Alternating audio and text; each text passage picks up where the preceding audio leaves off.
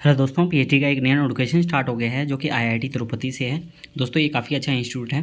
सबसे पहले इन्होंने यहाँ पर डेट बताई है। डेट आप देख सकते हैं कि ये 20 सितंबर से फॉर्म स्टार्ट हो गया है सुबह 10 बजे से, और आप इसको 14 अक्टूबर तक भर सकते हैं शाम 5 बजे तक।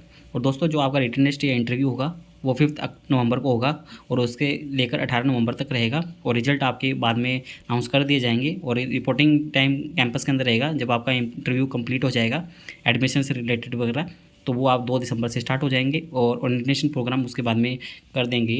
यदि आपको कोई समस्या आती है तो आप इनके ईमेल पर कॉन्टैक्ट कर सकते हैं, ईमेल दिया हुआ है इसके रिगार्डिंग। और दोस्तों बाकी इन्फॉर्मेशन इन्होंने ऊपर दी है। जैसे कि ये डेट के बाद गाइडलाइन की बात करें तो गाइडलाइन के अंदर इन्होंने यहाँ पर कुछ डिटेल्स वगैरह बताई है कि अप्लाई करने से रिलेटेड। और फीस की बात की है कि general EWS OBC non criminal male candidate के लिए 400 रुपये फीस रहेगी और फीमेल के लिए 200 रुपये फीस रहेगी। एससी एसटी पीडब्ल्यूडी के लिए 200 रुपये फीस रहने वाली है जो कि नॉन रिफंडेबल है।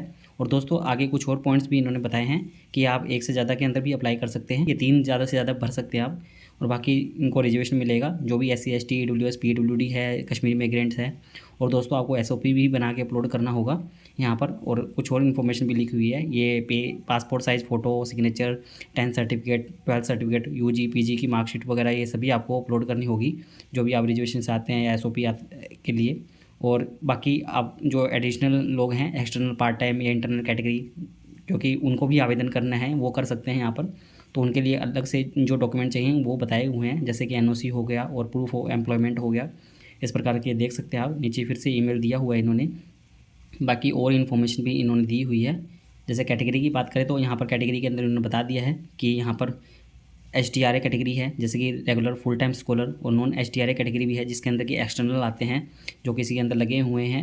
और बाकी जो एम्प्लॉयमेंट में है, पार्ट टाइम आवेदन कर रहे हैं, ये सभी कैटेगरी यहाँ पर बताई हुई है जो जो इसके अंदर आवेदन कर सकते हैं। इंटरनल स्टाफ भी कर सकते हैं इसके अंदर आवेदन। और दोस्तों आगे कुछ और इन्फॉर्मेशन भी इसी प्रकार से दी हुई है। और आगे हम एरिया की बात करें तो यहाँ पर इन्होंने रिसर्च एरिया की बात की है और उसके रिगार्डिंग आपको एसओपी भी बनाना होगा। यहाँ पर ये डिपार्टमेंट दे सकते हैं, उसके साथ में ही इन्होंने रिसर्च एरिया दिए हुए हैं। डिपार्टमेंट की बात करें तो डिपार्टमेंट आप देख सकते हैं केमिकल इंजीनियरिंग, जिसके साथ में इन्होंने रिसर्च एरिया दिया हुआ है। और आगे इन्होंने कुछ और डिपार्टमेंट दिए हैं जैसे कि physical chemistry, theoretical chemistry, chemistry के अंदर भी organic chemistry, inorganic chemistry, medicinal chemistry, environmental engineering, geo informatics, जियो technical engineering, structural engineering, transportation engineering, water resource engineering. Engineering के अंदर कुछ बताए हैं जैसे कि सिविल एंड इन्वायरमेंटल इंजीनियरिंग, ऐसे ही कुछ आगे और बताया है इन्होंने। Computer science and engineering, power and control, semiconductor device, VLSI, और भी कुछ दिए हुए हैं इन्होंने। आप देख सकते हैं काफ़ी सारे यहाँ पर दिए हुए हैं, तो आप देख सकते हैं। एक ह्यूमैनिटीज़ में भी इन्होंने कुछ दिए हैं, इकोनॉमिक्स जैसे कि ऑर्गेनाइजेशनल बिहेवियर, एचआरएम, और operation management, industrial engineering, mathematics, statics, advance manufacturing, fluid and thermal engineering जो कि मैकेनिकल इंजीनियरिंग के अंदर आते हैं, robotics and solid mechanics and design, theoretical physics, experimental physics, या कुछ और सब्जेक्ट दिए हुए हैं जिसके अंदर कि आप आवेदन कर सकते हैं। इसी प्रकार से आपको सभी इन्फॉर्मेशन देखने को मिल जाएगी। साथ में इनके रिसर्च एरिया दिए हुए हैं तो आप ये अच्छे से देख सकते हैं।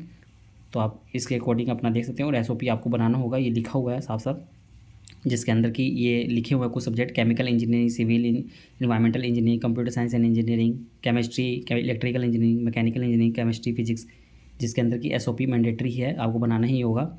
एलिजिबिलिटी की बात करें तो एलिजिबिलिटी भी यहाँ पर इन्होंने बताई हुई है सभी प्रोग्राम की, आपके हिसाब से देख सकते हैं आप। ये मिनिमम क्वालिफिकेशन की बात करें तो यहाँ पर देख सकते हैं कि मास्टर डिग्री चाहिए इंजीनियरिंग के अंदर, या एमटेक हो या एमएस हो रिसर्च के अंदर, या 5 ईयर की इंटीग्रेटेड मास्टर डिग्री हो। तो उसके साथ में आपको क्या चाहिए, तो ये पूरा इन्फॉर्मेशन लिखी हुई है कि आपने 2 ईयर के एमएससी की है किसी आईआईटी से, 8.0 सीजीपीए है तो भी आप आवेदन कर सकते हैं। उसके साथ में आपको कुछ भी नहीं चाहिए, जैसे एमएससी की डिग्री है आपके पास में किसी भी रेलेवेंट यूनिवर्सिटी से तो। और दोस्तों उसके साथ में आपको वैलिड गेट स्कोर चाहिए होगा, या यूजीसी नेट हो, सीआईएसआर नेट हो, तो इस प्रकार के चाहिए होंगे। तो ये इसके अकॉर्डिंग आप देख लीजिएगा क्योंकि सभी का अलग अलग दिया हुआ है। जैसे कि कोई बैचलर डिग्री के साथ में डायरेक्ट आवेदन करना चाहता है तो उसको सीजीपीए होनी चाहिए 8.0 और उसके साथ में गेट स्कोर भी होना चाहिए। ये आप देख सकते हैं नीचे सभी के लिए लिखा हुआ है, जिसके लिए नहीं चाहिए वो लिखा हुआ है यहाँ पर। जैसे किसी ने सीएफटीआई से की है मास्टर डिग्री तो उनको नहीं चाहिए होगा। तो आप अच्छे से देख लीजिएगा अपनी एलिजिबिलिटी, काफ़ी सारी एलिजिबिलिटी इन्होंने दी हुई है। इस पेज का डायरेक्ट लिंक हम आपको दे देंगे जहाँ से आप सभी इन्फॉर्मेशन देख पाएंगे।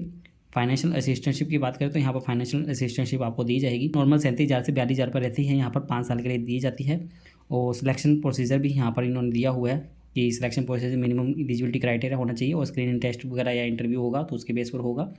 और यहाँ पर डॉक्यूमेंट कि रिक्वायरमेंट क्या है, कि वेरिफिकेशन के टाइम पर आपको क्या चाहिए होगा। इंटरव्यू के टाइम पर बताया हुआ है कि आपने जो फॉर्म भरा है उसका और सभी डिग्री और सर्टिफिकेट जो भी आपके रिजर्वेशन से हो, पीडब्ल्यूडी सर्टिफिकेट या और जो आपने रिजर्वेशन जेआरएफ वगैरह है कोई, या गेट वगैरह यूजीसी आईएसआर जेआरएफ, ये सभी का सर्टिफिकेट चाहिए होगा। यदि आप पार्ट टाइम है तो एनओसी चाहिए होगी।